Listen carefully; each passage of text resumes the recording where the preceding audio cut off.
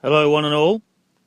I'm going to take a moment to build a scenario for you which will reflect upon this oppressive notion that one's biological sex is an option and that other people should therefore have their opinions forced down to the problems another person may be facing with their own mindset.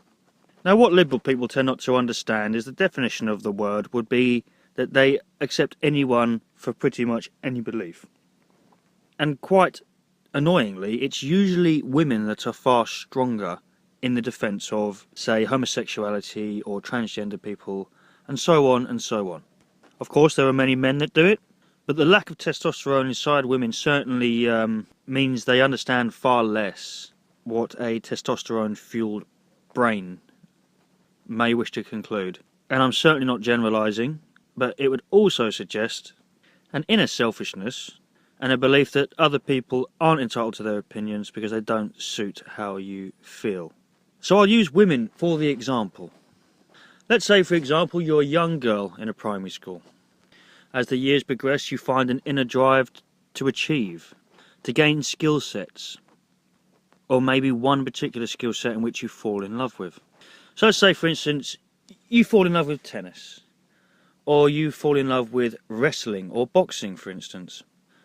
Not necessarily what I'd suggest, women should be doing, but they're fully entitled to do that if that's what they want to do.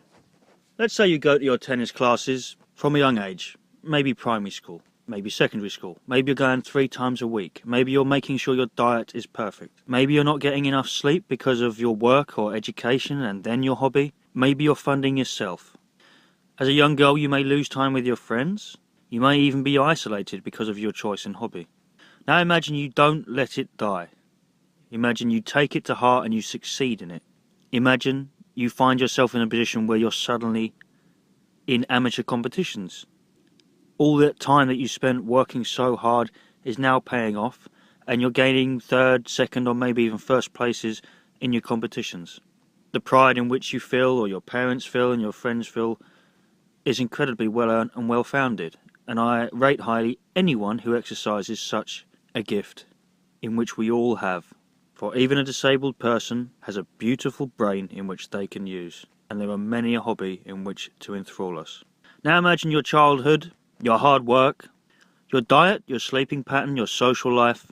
Imagine it all paid off and all that work, and you managed to enter a semi-professional league. In your field, you're as good as anyone. A role model to womankind. Impressive to those who look up to you, and those in the same sport as you, looking back, or should I say the here and now, taking note of who's coming up in the game. Now imagine after all that time and hard work, you're in a competition. You've won everything you've ever set out to, and here's your big chance. Let's throw a spanner in the works now, and let's say your opponent is a man that identifies as a woman. A man born with far more testosterone, far more physical strength and endurance. Women can argue against this all they like, but there is a reason you don't see female scaffolders and hod carriers. Their bones, their muscles are very much different from ours. In fact, our professional hockey team for England often plays university or secondary school teams and never wins. They face the boys just to try and improve themselves against the women. And these are nowhere, not even near semi-professional, and they lose every time they're women. It's not because they're worse players, they're just as good. They haven't got the speed or the power. And this is why everyone got upset about how we spoke about our latest, greatest tennis player. So imagine you are now beaten into oblivion by this male competitor who has not put in the same work as you and expects you and I undermine your skill and hard work, your biological sex, in order to gain cheap victories in that sport. For any government or sport or agency to recognise someone of a sex and allow their mental deficiency to affect the public eye or strip those that have earned it of their title deserve no such platform or podium.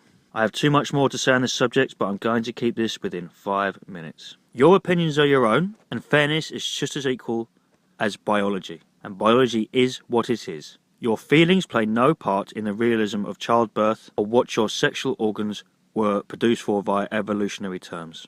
Thank you again for your time. And if you are a man going into UFC pretending to be a woman, my opinion is you're a charlatan and a coward. This is Mr. Heretic. Revelation be damned. Think for yourself.